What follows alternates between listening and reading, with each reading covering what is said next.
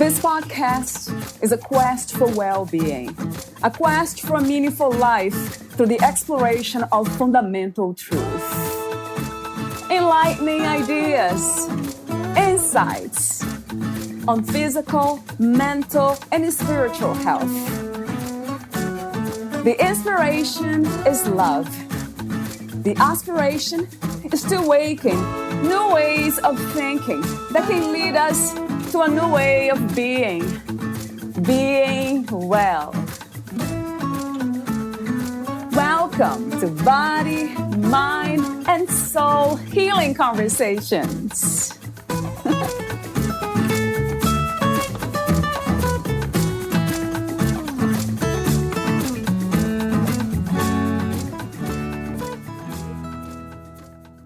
Honoring ancestral grief work is very subtle and profound. That takes place on a molecular level. It takes patience, devotion, compassion, and an open heart to generate and embody these changes. Until one day the process unfolds organically and naturally, without utilizing immense reservoirs of effort. Some of the positive changes occur on the neuroplasticity level, which is the brain's ability to change through growth and reorganization. Some manifest as a deeper attuned nervous system and wider access to the information and sacred wisdom our body carries. Some manifest as a deeper attuned nervous system and wider access to the information and sacred wisdom our bodies carry. A whole inner architecture that we get to know, our ancestry library. A big part of the work of processing the un-metabolized grief of our ancestors is to grieve for them, and by doing so, for us as well. Grief calls us to life. There's an importance in embracing grief to help us find deeper meaning in the joy and vitality of life. Healing this grief may come through reconnecting with our forgotten lineage, allowing us to restore a foundation that may be missing, from which we can move more deeply into relationship with the wider world. The prayer is for the individual sovereign work we do, to ripple into our families, communities, ecosystems, lineages, and the earth. What we liberate in ourselves echoes back infinitely and eternally as a different quality of energy gets passed on to the next generations. A holistic, ancient, awaked, wise energy. One that witnesses the stories from a bird's eye perspective. One that is generating the oceans of compassion and lighthearted freedom. One that is expanding our map of consciousness, that is stretching the elasticity of our collective memory and presence. It is essential we support the accessing of our own inner wisdom so that we may connect with the ancestor that we wish to become. Valeria interviews Mayrav Nissim.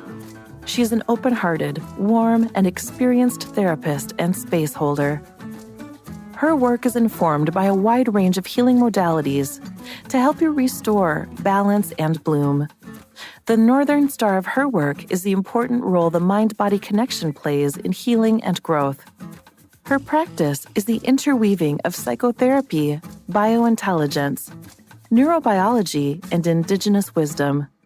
Her certifications and continued areas of study include Internal Family Systems Level 3, Somatic Attachment Therapy, Somatic Experiencing, Brain Spotting, Sound Healing, and an ever-present apprenticeship in shamanic practices.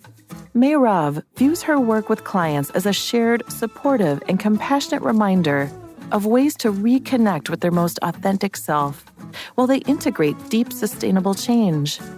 It is her intention to guide them to create a more rooted foundation in their body, mind, heart, and soul, from which they may step into greater vitality, presence, and wholeness.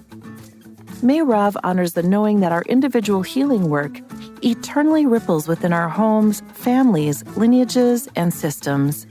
She is passionate about breaking the cycles of historical and intergenerational trauma at the individual and community levels, and deeply believes in the healing power of coming together in community to witness and be witnessed, express, grieve, renegotiate, and reorganize. Meet Mayrav at mayravnissim.com. Here's the interview with Mayrav Nissim.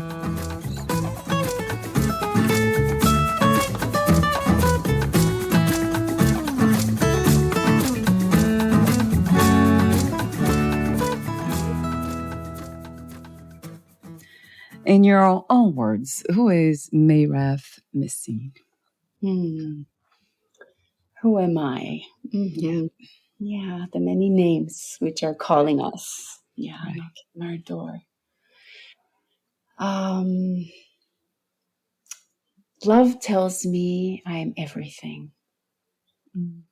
Wisdom tells me I am nothing. And between the two, my life flows. And this is a quote by Nisargadatta Maharaj that I deeply, deeply resonate with. And I feel like it's an inspiring way for me to introduce myself. So as a Libra sun, I'm naturally drawn to organic balance and to the spaces, in between. And also to living in conscience and participatory relations, to all that is human and to all that is other than human. It's really interesting, Valeria, because I know that from a very young age, I was fascinated by great mystery and spirituality and mysticism. And at the same time, holding a just deep curiosity to the systematic study of the structure and behavior of the physical and the natural world. Right. So I feel that after much soul seeking and traveling, I kind of landed in a place where science and spirit intersect, and where matter and energy are interwoven, and it feels comfortable for my system, for my being to be here. Wow. Yeah. What's not to love about that answer? Yes, what's not to love about it? Beautiful. Thank you. Thank you. I definitely. I'm sorry. May I add one more thing? Yes, of course. Yes. Just also wanting to name and honor that I'm a ritualist, and I'm just deeply attuned to the practices of prayer and ancestral honoring and sacred reciprocity and offerings. And also wanting to name that I'm a daughter of the earth, and I turn to nature and to the elements as a source of healing and guidance and wisdom and inspiration. And that I'm deeply committed to our journey home, to love, the divine, to momentarily bringing sacredness into the mundane, to remembering our interconnected natures, to cultivating resilience, to our individual and collective liberation. And by doing so, I'm just acknowledging that I'm also recommitting myself to the ancestor that I aspire to rejoin one day. Yeah. Wow. Yes. Gosh, I have too many questions here that comes to mind. Yes, a billion times to everything that you have said. It just resonates with me intuitively. Just at every level, it's just so beautiful. There's the experience of being a human, which we call the human life, and seeing how, listening to you, it's just the embodiment of, it almost feels like the elements themselves speaking. That's interesting as I listen to you. Thank you. I welcome that reflection very much. Yes. You being a representative in a way, using language, human language for them. How beautiful. So the question that comes to mind is this idea of home. You mentioned that the journey back home also being closer to the ancestors, or being more like them, or becoming them in a way. Also the idea of being comfortable. So all that kind of comes together, home, feeling comfortable. So what is the ancestors? What are they? I would love to hear that. I think it's a fundamental question. It's a very simple one, but I'm curious, and the audience will be too. Yeah. So from your perspective, who are they and what are they? Yeah, I love that question, as I often ponder and, revisit that question myself. I feel like it's a living, question. Right. And it has many shapes and forms. And for me, at this moment of time, the ancestor is the unseen, the eternal, the guide, the sage. Maybe we cannot see it, yet it sees us. The ancestor sees us and is with us. Right. It's watching and waiting with kind and constructive wisdom to be with us, to share that with us. And we feel the presence, we sense the presence. Yeah. We intuit the presence. And at the same time, we doubt its existence, right? Yes, yeah, true. Yeah, the energy, I feel that the energy of the ancestor is just all around us and flowing through us. And may come in different and diverse forms, through our dreams, sudden insights. Sometimes I hear voices. Sometimes there's a vision, or even a physical, a bodily sensation that tells me, oh, the ancestor is here. Right. And these communications with the ancestors, they definitely challenge and expand my perception of this life and of this path. Yeah. Yes. Yes, that really resonates to the ancestor being eternal, the infinite. I wonder if it could be also defined as God, the divine. Is that the universe? Some people say, is that one and the same, Mayrav, or something different? Yeah, it's a beautiful question. Yeah, it definitely is the eternal, the great mystery, the spirit, the divine, the love, the unconditional love. Right. Yeah, that constant presence, momentarily constant presence with us. Yes, and it's a presence that never leaves us, right? It's always here, and it seems like we leave it. We leave that presence behind.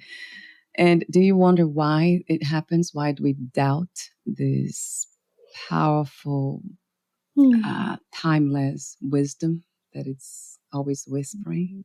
Yeah, it's a beautiful question. A few things intuitively come to me right now. One is, it's a lot. It's a lot to hold and to receive, and to know that we're constantly connected to everything, and that we're constantly held and wrapped in love and guidance and protection. And I feel that when we come, when we choose to come and partake in this incredible, wild experience, which is called life and the human experience,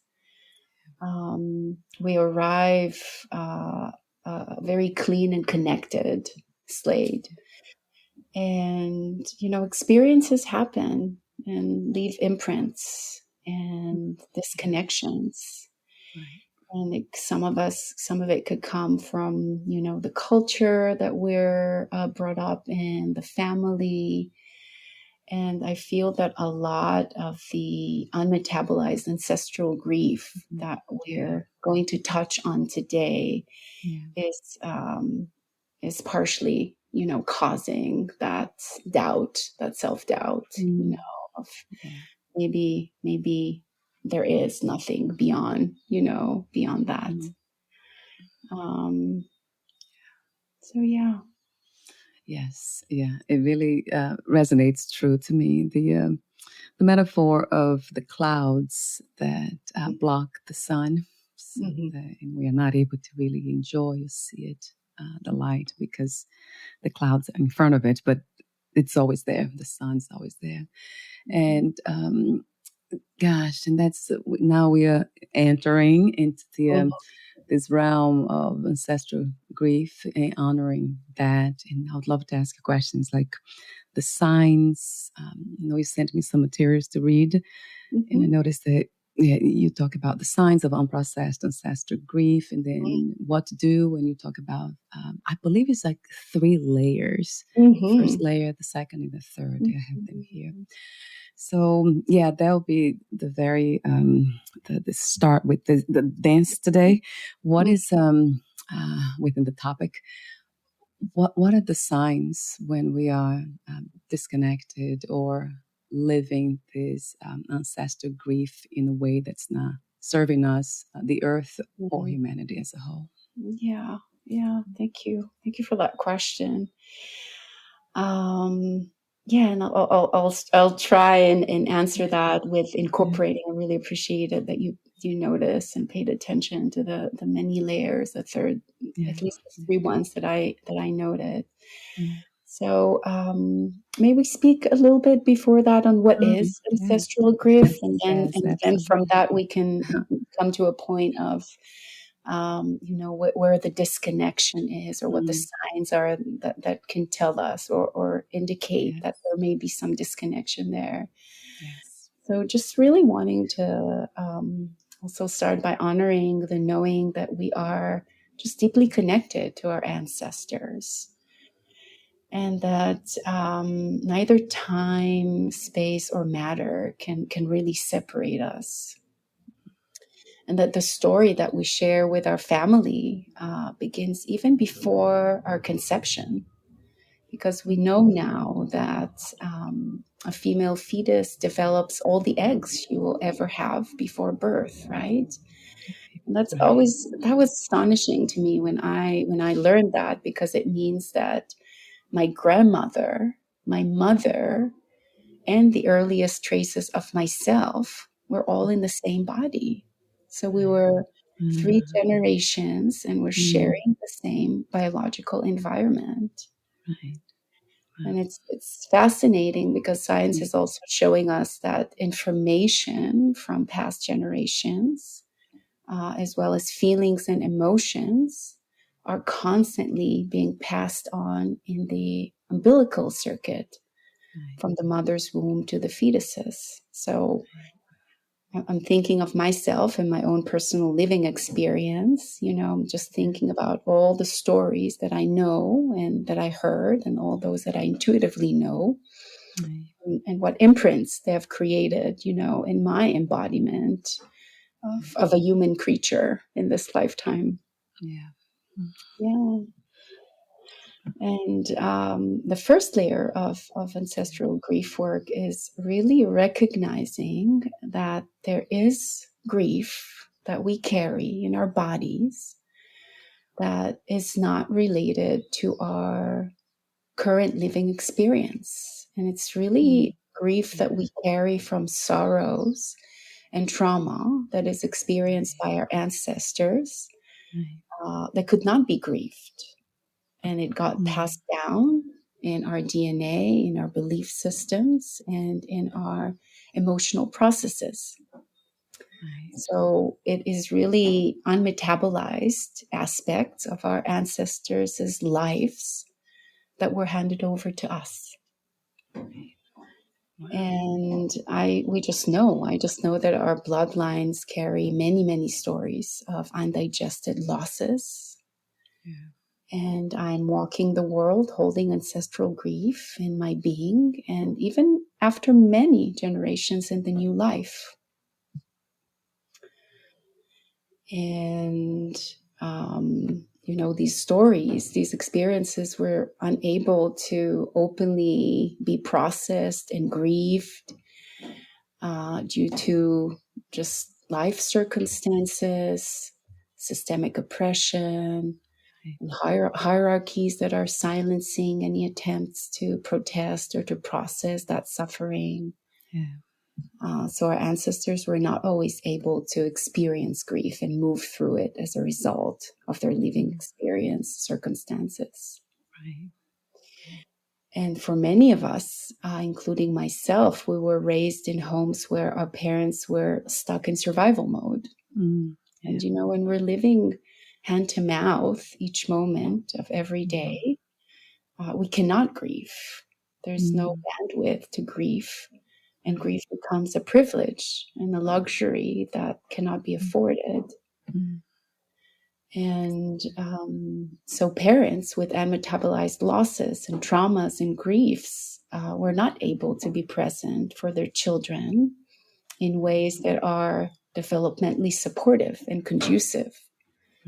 And so as children, we learn that it's not okay to grieve, and we just keep on going, keep on moving forward, because this is what we were shown and taught to do.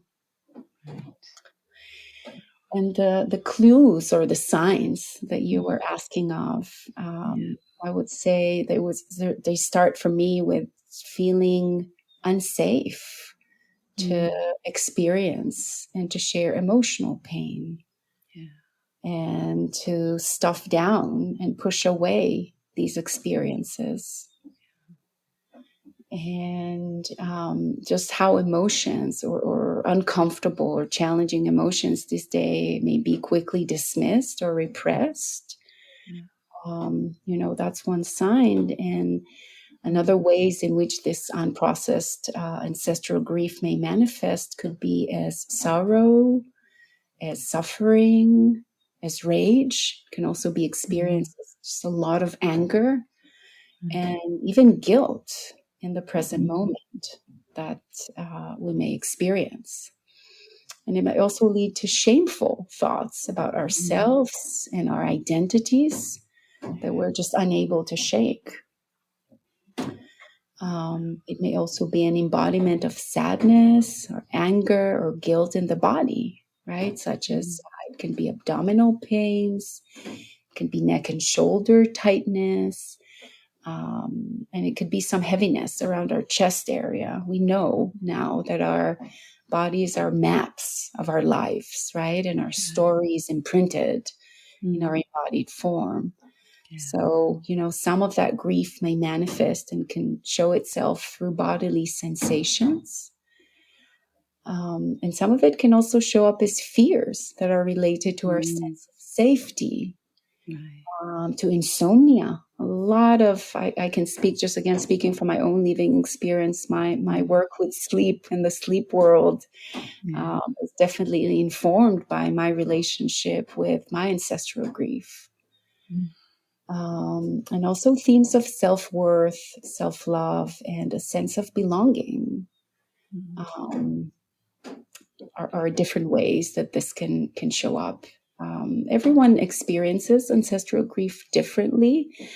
And I would say that what is common is that the experience is very stifling and very depleting. We're constantly just leaking of energy.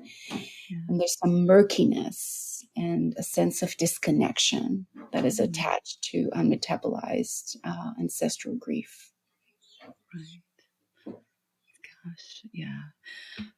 It just resonates intuitively. Again, of course, I have, because I talked to so many people, have done so much work, I can relate to it at the level of experience too, because I'm always paying attention to my body and the way it is talking. Yes. Wow. So in a way, this is all of us then, right, Mayrav? That's the entire human family experiencing ancestral grief, and we are not even aware of it. Yes. And what would you say, I know before we talk about the second and third layer, what would be the consequence of not being aware of this undigested grief? I like the way you put it, undigested, metabolized, unprocessed. So is that what the reality we are we are seeing now with the wars and the disconnection at so many levels? Yeah, Or it's a really beautiful question. So I would start by saying that the way that I see un-metabolized grief, it leads to much disconnection. First, disconnection from self. We lose the sense of belonging, the very first and primal, that is belonging to self. And then, of course, to another, and then to just a greater purpose and a greater meaning. And yes, I really appreciate you naming that it's a collective work. It is individual work, and at the same time, it's a work that each and every one of us is assigned with that honor and that responsibility to do. And it doesn't really matter, I believe, from which ancestral line we descend of, or there are residues of stories and experiences that were not properly processed and metabolized, and we continue to carry them with us. And most likely, like that's the work that we're doing right now. And I'm going to talk about it because that's maybe I'm ahead of my time a little, because that's the third there. It's really, that's our experience as well. We also find ourselves in places where, especially, in what's happening with humanity and the world these days, the matter of the world, that there's a lot of grief that we're still processing as individuals and as collectives. Right. So it is a reflection, right? And I love the way you said that. I think towards the end, let me see, how we all affect one another. So by doing the work, we are actually gifting humanity, the collective. I'm paraphrasing you, trying to find where you said that beautifully. It's the very end. You say, yes, the prayer is for the individual sovereign work we do to ripple into our families, communities, ecosystems, lineages in the earth. Yeah.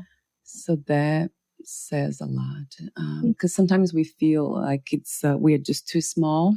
It doesn't matter if we do this work because it won't affect anything, but it's not true. It's huge to do the work ourselves, to answer the call, really. That call. Yeah. And if I may add, because it connected to the conversation that we had just a little before we started the interview, that yes, that we are not, innocent bystanders. We are participants in this game of life and the game of healing, or the dance of healing.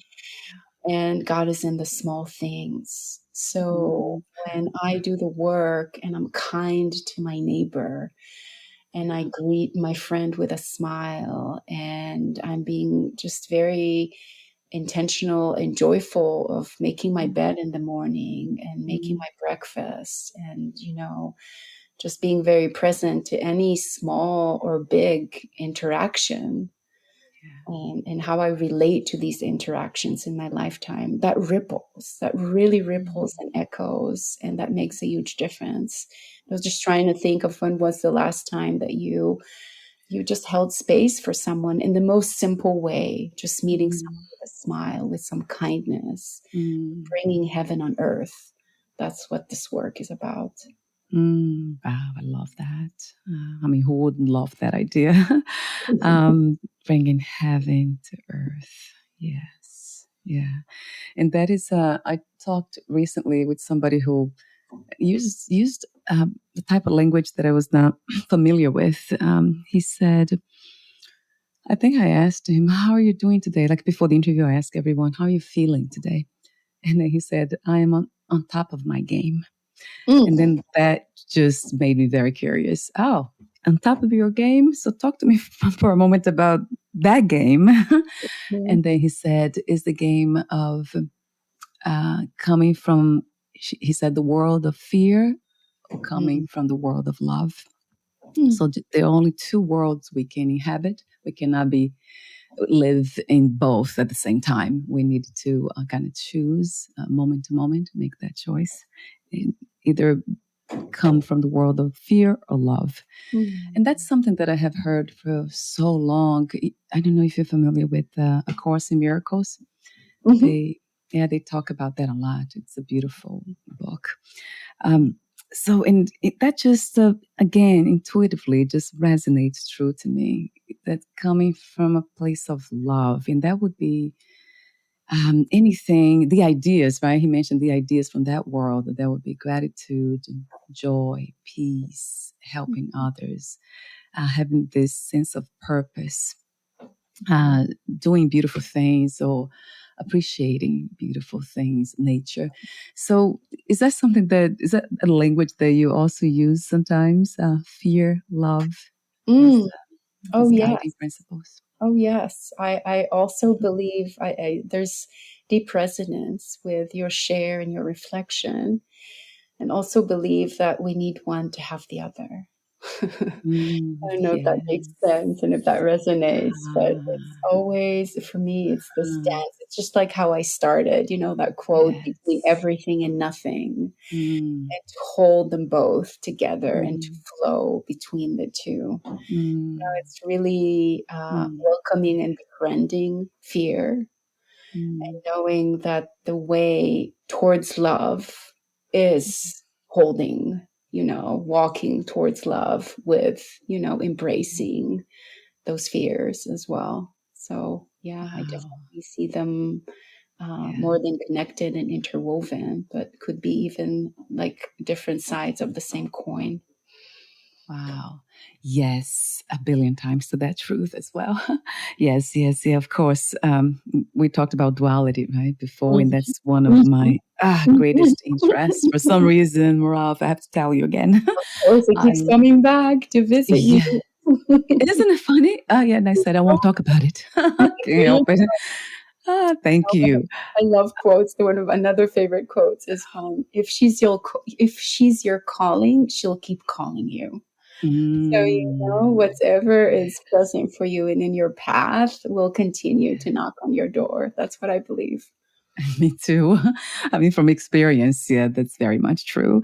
So the vision, using words, I just visualized what you said about, maybe to get to love, like let's say love is the destination per se. And then the forest, and then to get there, we'll go through a lot. Fear will be in the way. So it's knowing, having the skills, the courage, open-heartedness. So that's wonderful, because it is very much true. I don't think we can choose to live or to be from the get-go in one world. Although I have heard of humans who have the humans that were born here already with that strong knowing that they were love. They were coming here to express love. So maybe they didn't have to cross that path, that forest. But I don't know. For most of us, is definitely the case. I don't know. I actually don't know if that's true, though. Do you? Those are stories too of gods, of Krishna, and so many other kinds of spiritual teachers. Is this idea something that you also hold or have in your consciousness to be true? That some humans are actually fully divine, and they are beyond that duality per se. They don't need to dance with fear anymore. Is that something that's true to you? Oh, that's beautiful. I will continue to ponder on that. I feel like this is a question that's going to linger with me. Intuitively, right now, what feels to me, it could be, my experience is that as humans, we're dancing with it all. That's what the human dance is about. And to really, it's like that. I forgot there's a Japanese, like art form of perfection around breaking something and feeling it with gold, and then it's perfect. Once it's broken and there's gold in it. Yes. So I see that, that's the beauty for me of the human experience. I don't know if there's anything beyond, experiencing maybe low dense frequencies. Yeah. I feel that they're needed and important, for the whole rainbow or the entire orchestra of humanity to really be fully present and alive. And, maybe what comes to me right now is that, fear is courage becoming known as we walk to love, is towards love. Yeah. Yes. I love that too. Yeah, that's a beautiful metaphor. Yeah, the walking, for some reason, that caught my attention. Yeah, walking towards love. Wow. Gosh, what's not to love about these things? I have devotion for mysticism and spirituality. That's what I live for. I guess I try to get away from the storytelling and just go straight to the big picture, which everything is sacred, and just coming from that place, always walking in freedom, knowing that it's okay. Even fear, all of that, it's all divine. So that's my big picture kind of practice every moment to walk this physical reality with through those lanes, like that perception. Easier said than done. It has been a beautiful practice, I have to say. So going back to your work, so what is the first step per se on healing ancestral grief? How could one start walking that path? Yeah, it's a beautiful question. So I think that, a big part of the work of processing the undigested grief of our ancestors, which is the first layer, is to grieve for them. And, by doing so, to grieve for us as well. And I can talk days about that. I'm not going to now, but just how grief is experienced in our culture today is very, very different than how it was intended to be tended to, right. in primal lifetimes. Yes. Very early lifetimes, because there's something very beautiful about grief. It calls us to life. It's a transformative teacher. And there's really an importance to embracing grief so we can find deeper meaning in the joy and the vitality of life. So when we work with ancestral grief, it's really important to slow things down so we can name things, because we can only grieve and be and mourn something that we can name. Yeah. And also wanting to name that grief is a creature, I call it, with a slow metabolism. So yes, I read that. When we slow down, when we pause and we bring awareness and we're titrating, these are all tools for us to be in closer touch with grief. And slowing down also invites us to explore the names of the losses and the sorrows that are relevant to our direct living experience, as well as to name those who belong to our lineage. So that's the first start, I would say. Right. So that's something that you guide clients to get to throughout the process, of course. I want to mention here, I made a note, Mayrav, about, your website is mayravnissim.com. It will be clickable, so it's easy on the podcast notes. But you offer a free consultation, individual sessions, also discounted packages. And you also you host honoring grief workshops. That's also wonderful. So talk to me for a moment about that. Did I miss anything about your services? No, that was it. Wonderful. Yeah. I would love to, and if possible, to weave in the second layer and the third layer, because I feel they're very relevant. Yes, please, Yeah. So just to mention that the second layer of ancestral grief work is because of the unmetabolized, and undigested grief that takes a lot of space, we're also losing the connection with our ancestors. So when this channel flow is blocked, we're deprived of the wisdom of our ancestors. It's valuable and sacred information that connects us with the invisible powers of the world. And for me personally, I feel that the day I was awakened and truly initiated into this work, was when I realized that my ancestors gave me way more than their woundings.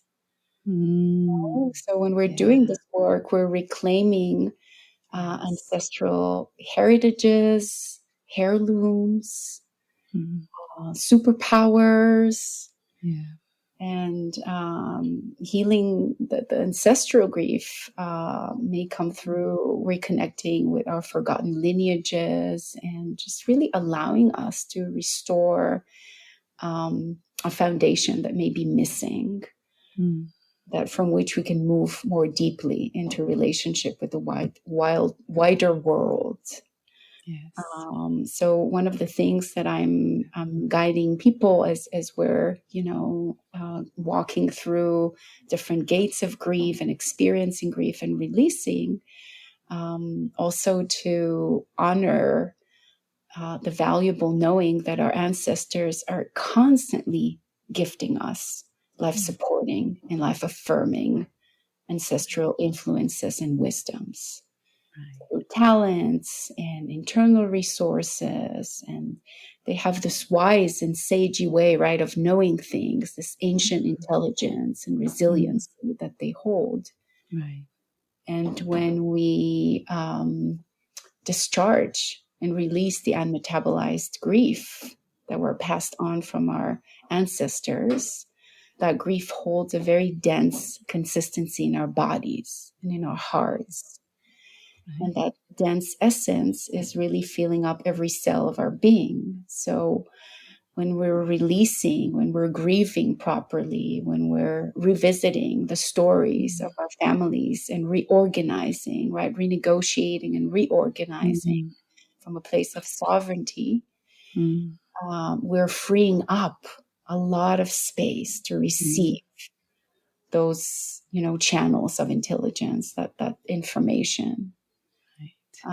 So that's another reason why proper grieving, frees sacred and precious space. So we may call in these very potent and ancient gifts and crafts and life skills and innate wisdom.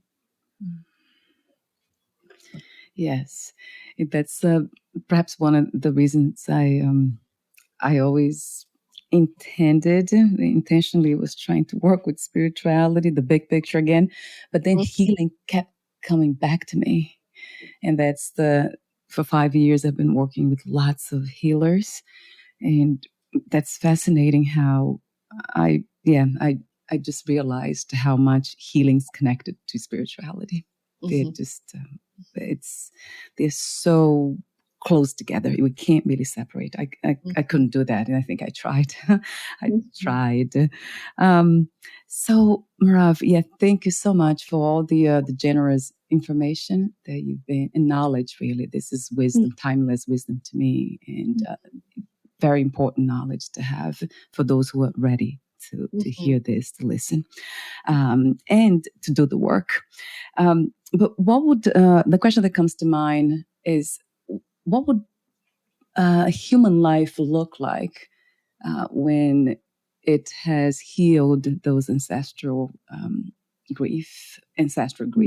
What would that look like? I guess I would love to hear the big picture again. I love pictures, visions. Yeah, absolutely. So what I hear or what I sense into is freedom, liberation, deep connection and a sense of belonging, to all the multi layers and deep relational being, existence to self and another. Healthy backbone societies, Looking at, the bigger picture, more compassion, more love, and maybe a more holistic and awakened, wise energy that is present in us and surrounds us. Yes. Yes, a billion times. So that truth, it just resonates with me, with my whole being again. And I usually talk a lot about freedom, and I always connect freedom to love for some reason. They come together, those two concepts. I could never separate them as concepts. So that's interesting that you mentioned that too. Yes, freedom, the freedom to be.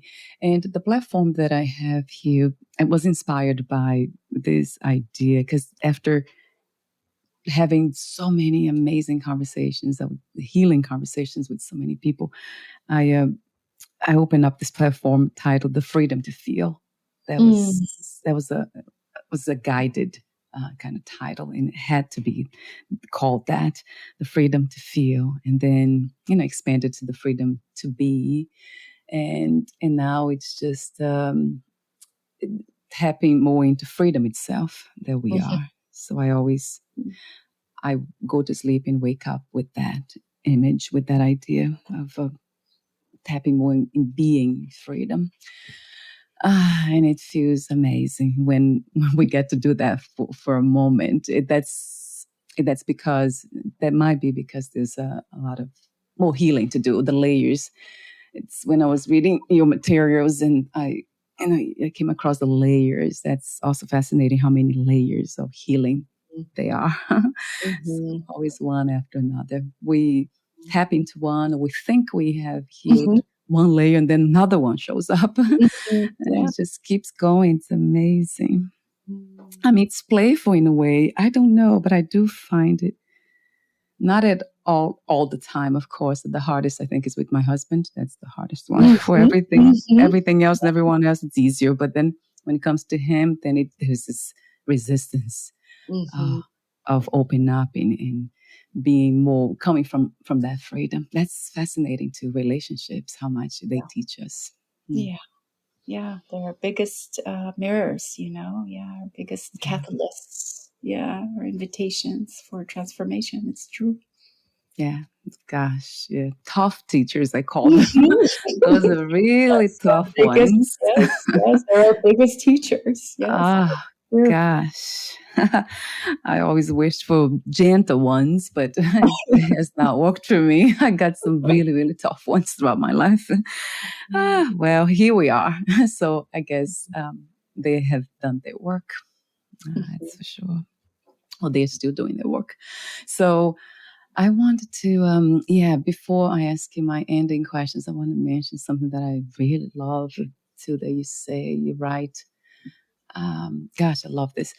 You say, what we liberate in ourselves echoes back infinitely and eternally as a different quality of energy gets passed on to the next generations. A holistic, ancient, awakened, wise energy, as you just mentioned, one that witnesses the stories from a bird's eye perspective. I love that. That just stopped me when I was reading it. That's beautiful. The bird's eyes perspective. One that is generating the oceans of compassion and light-hearted freedom. One that is expanding our map of consciousness, that is stretching the elasticity of our collective memory and presence. And you said it is essential we support the accessing of our own inner wisdom so that we may connect with the ancestor that we wish to become. Yeah. Gosh, that's in the introduction. I had to have it there too because it's poetic. It feels like music to me.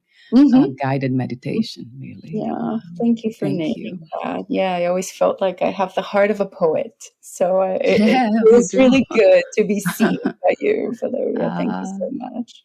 Yeah, it felt exactly like that. Like when you mentioned the bird's eye, for some reason, that just really paused me. I was kind of I found myself in deep reflection in the moment, almost like being there, the bird's eyes, like seeing through the bird's eyes. It was kind of interesting in the present moment that happened, like from one second to another. So thank you for the gift that you are to humanity. Really a voice of the ancestral wisdom that you speak of. You're being that voice. And of course, because I'm very much, for some reason, interested in the big picture, when I hear that, I always go back to what we are. That's the infinite itself. So, and that's what it is. And then the infinite having this finite experience, or it seems like that we are. So bringing that wisdom here, the flavor, the taste of the infinite to the finite. So that's what I sense, and that's what I see and hear in your presence. Thank you. Thank you so much. Thank you. It's really inspiring to be here, sharing this, and also same, again, being reflected and seeing you. So it feels really good to be met by you. Thank you. Yes, I feel the same way. So before we say goodbye, I want to mention again your website, mayravnissim.com. It will be clickable on the podcast notes. And let's see. And yeah, that's the website. They will be here at the end. But my ending question, it won't be a question. It's just really a comment. Is there anything that you left unsaid for this encounter that we had today, Mayrav? Yeah, thank you. That's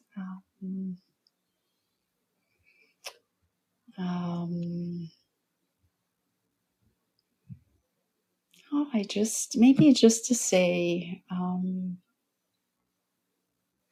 that there's really something, my experience, there's something very profound around the specific work of grief and remembrance and renewal. Just feeling how these are sacred cycles for us to travel through, continuously. And they're always guiding us, I feel like, guiding us back to self, guiding us back to self. And grief is the art of shedding. And this is the time, now is the time for all of us. I feel for humanity to be more awakened, to be more present, to be more responsible, meaning to have the ability to respond. And let us welcome our ancestors, as they travel between the worlds, and let us learn from their wisdom, and let us learn from death, in all of its many, many forms, the literal and the spiritual and the symbolic. Let us really invite those experiences and these ancient presences to teach and to initiate us even deeper into cherishing and being grateful for our life and for this living. It's awakening is now, the moment is now. There's a really beautiful word in Hawaiian, manava, the moment of power is now. So, yeah. Yes, it's like music again, and like a prayer at the same time. Thank you so much again for your beautiful presence in our reality, shared reality, for giving yourself to life the way you have. The trust and the openness is just so beautiful. It feels, what I see is like a flower, just being what it is, and it's not really trying to be beautiful. It just is beautiful. So that's what you remind me of. Thank you so much again. Thank you. And we'll talk soon, Mayrav. We'll be in touch again.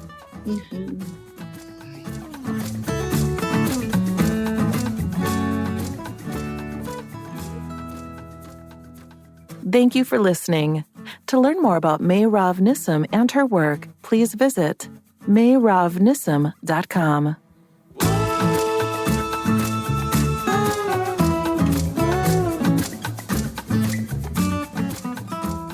To learn learn more about this podcast, please visit fitforjoy.org/podcast.